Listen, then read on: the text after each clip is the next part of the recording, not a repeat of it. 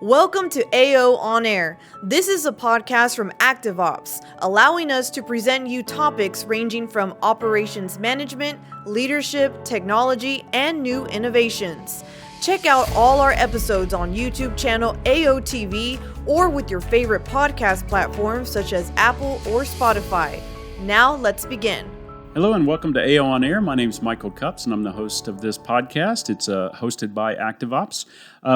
During the course of preparing for our Capacity 22, which is our annual conference from ActiveOps, we interviewed several senior executives from banking industries, from insurance, et cetera. And one of those was Vincent Brennan, who's a senior leader and a bank executive from the wonderful world of Ireland. And I had a wonderful chat with Vincent, and we had a good conversation about how to manage through turbulent times. So how can you do more with less or more with what you have? And so we wanted to make this its own episode, and I'd like you to sit in and listen to Vincent and his wisdom. So we recorded this earlier, and we're proud to show it now, and so enjoy the discussion. Thank you. Welcome, Vincent. Why don't we start with just a quick introduction of yourself? Yeah, thanks, Mike. So until last year, I was formerly head of payments and business continuity at the Bank of Ireland Group, based out of Dublin in Ireland. But as part of that career, particularly over the last 10 or 15 years, I had broad responsibility for operations that included the payment operations, the broader customer servicing operations, and indeed had responsibility right out to including operation resilience and business continuity. In terms of, I was thinking about recessions, and I joined the bank in 1979, so I walked straight into the oil crisis back then, but I'm not going to try and cite any reflections from them. I was a bit too young and raw in the bank to remember what I would have done then. But we had our trials and tribulations over the years. So in 1991, the Bank of Ireland Group almost went under, where our investment in First New Hampshire Bank in the States went sour for us. And so that was probably my first experience of a major, not necessarily recession, but need for major overhaul, transformation and efficiencies at the bank. In the 1990s, our UK operation similarly experienced significant difficulties. And again, at the group level, we had to regroup ourselves to withstand the impact of that. As everybody faced globally, obviously the financial crisis of around 2008 and onwards would be the biggest one. And then most recently, the impact of COVID. In fact, I led the bank. I was the business sponsor for our entire response to COVID, not just from a customer servicing point of view, but also the health and safety of staff. So, yeah, I mean, I've had my fair share over the years in terms of transformation, centralization, branch closures, setting up offshore outsourced operations. I established the robotics processing capability at the bank. And then, did operations optimization and digital operations, some of them in business as usual circumstances and some of them in response to various crises, whether, as I said, they were economic or just the woes of the company at the time. Yeah, interesting. So you've seen quite a range and kind of different kind of impulses, or what started it, I guess, suppose. Different drivers, exactly, yeah. Yeah, so it's interesting. So with that, I'm sure, one of the things that we want to do is, as a leader, a technology leader in this, is help our customers identify behavior and or planning steps that they could take in the face of a recession. We, in some regions, we don't see a recession fully on yet, or maybe we do, but certainly inflation is at a high across the globe, and it looks like there's turbulent waters ahead. So what tips or advice would you have for leaders thinking about heading into it and then while they're in it? Yeah, so I'll give you the 5 headings that I cover, and unfortunately they'll sound very kind of twee, or you could read them in a textbook, but I'm a genuine believer in them. So my first would be to act now. The second would be to achieve more with less. Number 3 would be prioritize automation. Fourth, and not necessarily in that order, would be don't sacrifice the customer in the process. And the fifth, and a critical one through all of those, would be select and develop your leaders as you go through it. But happy to dig into those. Yeah, and those are great. Those are 5 really key ones as well. So let's start about how do you act now? If you're a leader, what steps do you take? Well, I think I pick up my key from what you said there, that, in the different economies, people are wondering, is there going to be a recession? Is there not? And we're facing into, or we're experiencing very high inflation. I mean, I think the message, my motto has always been, don't wait, act now. Don't wait from your boss to approach you. Don't wait from the memo from head office. Like, just expect that it's going to happen, and get your activity and planning underway. So I guess it's be proactive rather than reactive. But in saying that, I would still look at it in terms of multi-year. I mean, there's very few recessions come and go in a couple of months. There's very few major, self-induced transformations that go quickly. So there's time in it to act decisively on some immediate things, but also to take a strategic view, because be it recession, be it company challenge, it'll pass, and you've got to come out the other end of it. So I focus on the short, the medium, and the long term, and as part of that, think about your multi-year approach to it. Most definitely, focus in on what can be the early wins, and get some of them. There's a couple of reasons for that, and I'll come back to it. One, obviously, you need it in terms of the with its efficiencies or whatever you're going at it. Secondly, it just creates the energy, and, if you want to call it, enthusiasm for the team to go after more, because it's can be hard going, particularly if you're starting to focus in on driving out efficiency. And the third, which I'll come back to later, is it can be self-funding. So some of those early wins can fund some of the investments that are going to carry you through for the medium or long term. Examples of that for me would be, establishing some of our early BPO operations, getting into robotics process automation at a very early stage. Bank of Ireland is still recognized as one of the not just pioneers, but leaders on it. And that's probably a good example of looking at something strategically, not just let's get doing robotics, but where do we want to go with it? Who do we want to partner with? Where do we see this going for us in the long term, and how can we build up a sustainable capability around it? So yeah, definitely act now. And, even if there doesn't end up being a recession, I don't think there's any of the activities that somebody will undertake that probably they should be doing already anyway, but it's a good time to start. As I was reflecting on the call, I was thinking of that great old adage, the time to plant a tree is 20 years ago, but if you didn't plant it then, the best next time is now. So just get after it. That would be my first one. Yeah, that's great. That's a perfect analogy. I like the concept of capture enthusiasm, because the people doing the work are also going through a recession. They probably have anxiety, and helping them feel like they're winning at something, or achieving something that's set out in front of them is a great win, right? So you it is.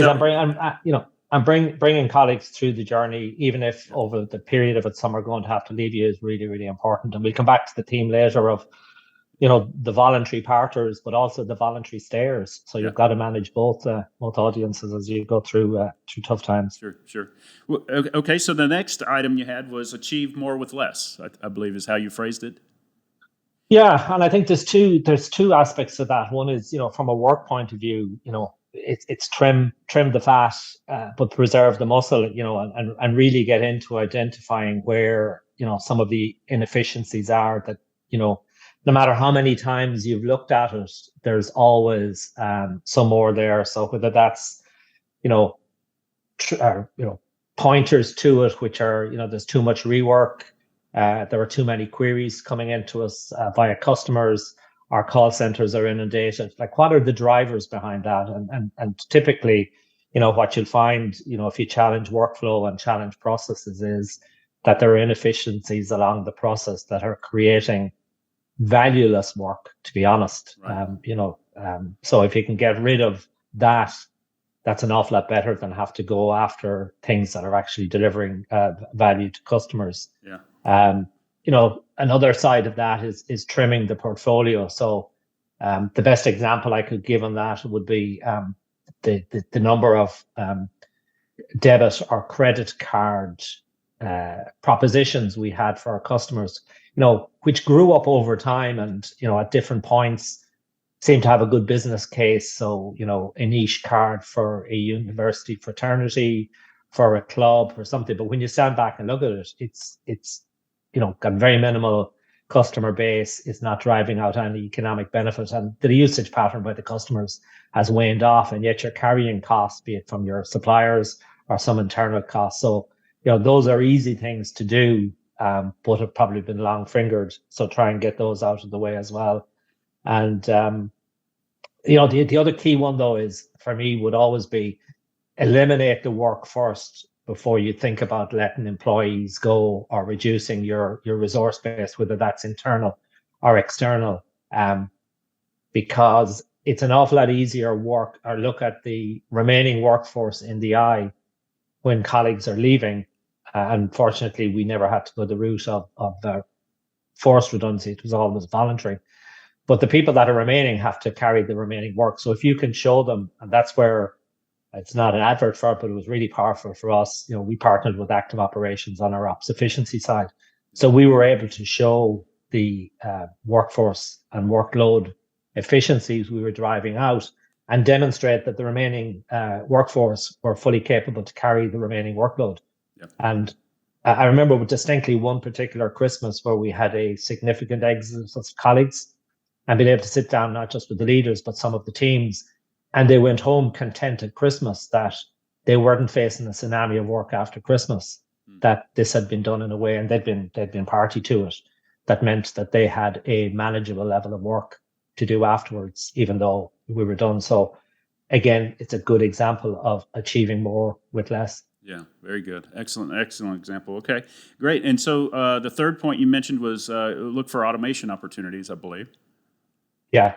And, again, taking the short, medium, and long view in it, we operated a model or a framework that we thought about in 2 dimensions. So if we thought about work on the horizontal dimension, it started with paper-based work. It might then move to, I'd say distributed paper-based work, which is even worse, to centralizing it, to driving out some efficiencies, potentially to offshoring the work, but right up to different stages of automation where robotic processing became a critical enabler in it. Obviously, more recently, AI combined with that became an even more powerful tool. And then you got into the more traditional digital programs and transformation programs right up to end to end. So that was on the how we handle the work side. But on the origination of work, it was the same on the other axis, which was, the worst was where you were forcing customers to originate work with you on paper. Mm-hmm. To, you might improve that by being able to scan it in. But, ultimately where you want to get to is that the customer was interacting with you digitally. Now, the top right-hand corner of that box is Nirvana, which is it's all digital end to end. But our perspective was if we could move up and to the right, so any step that brought us up and to the right meant that we were both making it better from a customer's point of view in terms of how they were originating interactions with us, as well as it was more efficient for us in terms of the way we were handling it. So we had, short tactical things we did. We had medium-term investment. That's where we put robotic processing. And then we had, multi-year programs that were going to do a complete end-to-end transformation of some workflow. But, again, facing into recession, looking at the duration of it coming out, you could see where quick wins, sustain yourself through, come out better at the other end was a really critical part of that.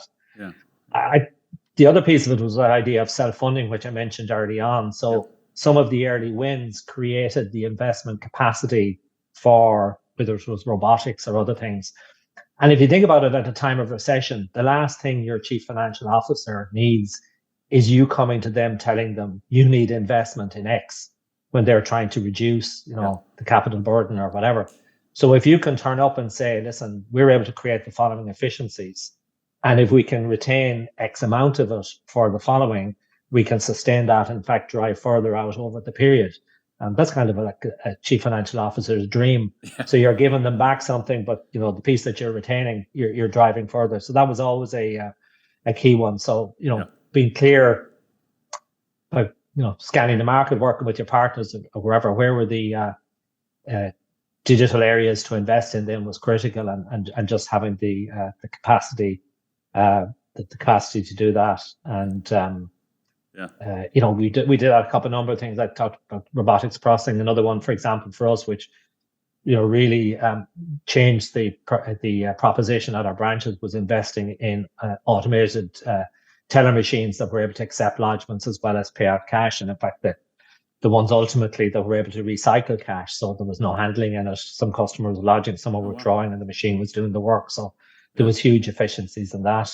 Clearly, we're entering a phase now where cash is dying out. So I expect the bank is letting that investment roll off and not reinvesting. But we got a long life out of that. But it certainly helped us at one of those critical times where we needed to drive efficiencies. Yeah, very good. Excellent. Automation is key. I like the self-funding model as well that you've hit on a couple of times. So the next one was don't lose sight of the customer. So that customer experience is key. Yeah, and in fact, I'd even say don't sacrifice the customer. So particularly whether it's a time of recession or some other crisis that needs that almost immediate reaction. That the danger is almost coming back to the cutting muscle instead of fat. Did you do things that actually negatively impact on the customers when in fact there's a real opportunity for the customer to benefit out of it? So clearly, if you can eliminate rework and things that are driving queries, you're benefiting the customer. If you can use automation like robotics and AI and things, you should be driving out. And robotics is a really good example where everybody could get the efficiency thing that was obvious to them up front. But if you can improve the speed of turnaround for customers, if you're improving accuracy, if you're eliminating error, you're driving huge benefit from the customer on that front. You're also helping yourself from a regulatory and compliance point of view, a risk management point of view. You're helping yourself from a resilience point of view. There's just so many benefits coming out of it. And a lot of those fall back to the customer on it. The second thing I'd say from a customer point of view, and one of our chief executive, Richie Boucher, who led the bank through the financial crisis, would say regularly to us that the customers we look after through the crisis would stay with us for a lifetime.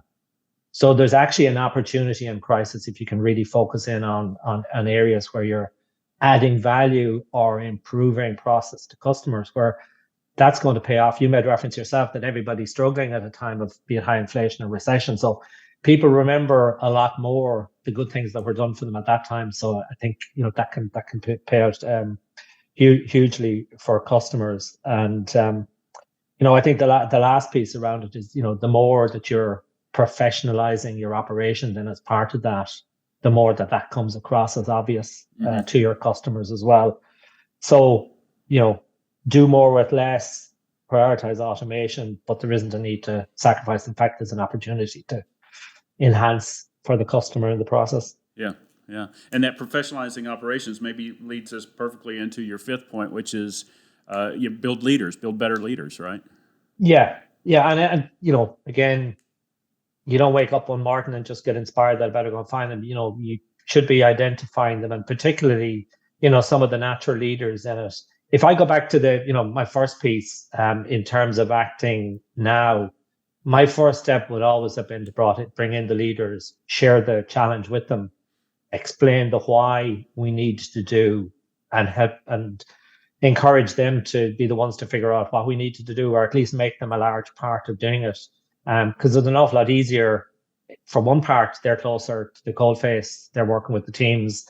They see those bottlenecks. They're the ones, putting up with be it the queries or everything else every day, so they can do it. But secondly, given you're going to have to endure through this, brings teams through this, it's really powerful from that point of view. I had an expression which was, I'd look teams and say to them, I have no plan that's not the culmination or the aggregation of each of your individual teams' plans. And, that was really reassuring at a time of recession and time of crisis, because teams always wonder, has he got something else he's up to? Is there a bigger plan we don't know about? And when you could not just share with them, but point them back to the things we were doing that were the ideas that were coming up with themselves, I think that had to, calm the troops going through it. Yeah. The second thing, you need the leaders for some of the difficult parts. So there'll be colleagues that will be leaving. There'll be teams that have to operate after that's done. But also there's an opportunity to professionalize, and again, partnering with Active Operations being one example where we leveraged a curriculum on operations management. People could see that, that became a transferable skill, not only within the company, but in the industry. And people would say to me, but you're not afraid then that people will leave? And I said, no, I think some will leave anyway, and it's good from our reputation that wherever they're going to, word is getting out that we run a very professional operation that will attract some people to us. But secondly, people don't just operate for money. People want purpose in their jobs. People want to get satisfaction from it, and the more you professionalize it, it comes through. So a really, really important part. And I was surrounded by some tremendous leaders in the teams I led, and they got us through it. So huge emphasis on communications, and as I said, focusing not only on engaging the people who are going to leave, but very much on the people that are going to stay around, and giving them a picture of a pretty good future that they were helping to create. I think the other one was kind of honest conversations in that, and psychological safety, where they could come and go. Yeah. It's not working, Vincent. It's doing damage where we didn't intend. We need to change it, and kind of going, okay, what do you suggest we do? So soliciting feedback as well, and in a sense garnering the next set of ideas that brings you back, fully around the circle again. And we got lots of things right. I'm not going to suggest we got it right all the time. In fact, when I look back, some of the things that didn't go so well were the times I forgot some of my own 5 adages there, and maybe didn't do them as well, rather than, there was something that came up that I ought to, have better anticipated. Those 5 have stood me well. And in fact, not just through recessions and downturns and challenges, but just pretty much as a leadership mantra in any event.